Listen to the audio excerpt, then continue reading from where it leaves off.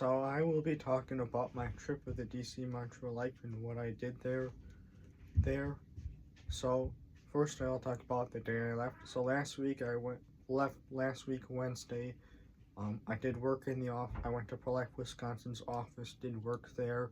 Then after that I went then at 4 then we left around 3 o'clock and we went to a place for me to get picked up by the bus to go to the March for Life. And we drove for a while. We drove on the bus for a while, and we stopped for lunch on Wednesday, for supper on Wednesday. And then we drove all through Thursday morning all through Thursday morning. We stopped for breakfast in Pennsylvania. We got to DC around noon. Then Thursday we prayed outside of Planned Parenthood. I will have a story on kind of what happened, but that will come out a little bit later because we're still doing some work to get some answers on something that happened there. Also like to and then we also went to the cathedral, and then after that we went for lunch, and then we went to the Cathedral of the Immaculate Conception. We ran into Father Frank Pavone on the way in. We got a picture with him, and then went back to the hotel after that, checked in, slept, and only got 2 hours of sleep that day, the day of the march. I got up in the morning on the day of the march, caught a ride with a priest friend of mine to Father Frank Pavone's prayer mass and then prayer service afterwards. Father David Begetny was the one that said the mass at the prayer service. Then after that,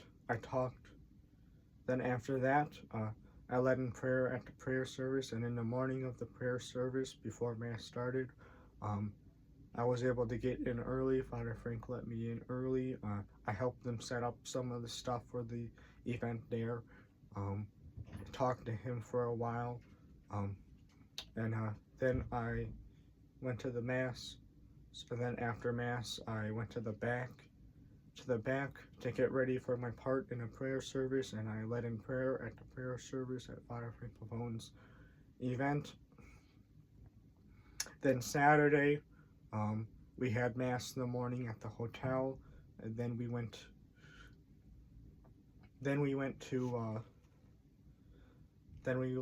around 11ish to go back home because of the snowstorm. We made it back home. Also, another thing that happened on Friday is I was able to make it up front, up to one of the front rows at the March for Life. So I think that's all of what. And then Saturday, early Sunday morning, around 1:30, around 2:30, we made it back home from the march. I kind of learned a lot at the march. God does miracles and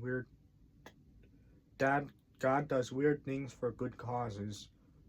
He helped spread my message out there. I was glad to speak at Priest for Life event.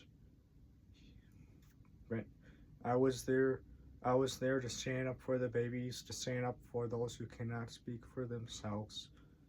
That's why I went to the March for Life. God always makes it possible for me to go each year. So thank you for listening to me on my thoughts on the DC March for Life. And that's all I have to say. I will have more videos to post. I sent in the request of Priest for Life to get the video of me leading in prayer, and to get some photos of me leading in prayer too, and other photos too. So, alright, thank you, God bless. Know that I am always praying for all of you, and that we need to pray for an abortion to end abortion. Thank you, God bless, and I will give you guys more updates later.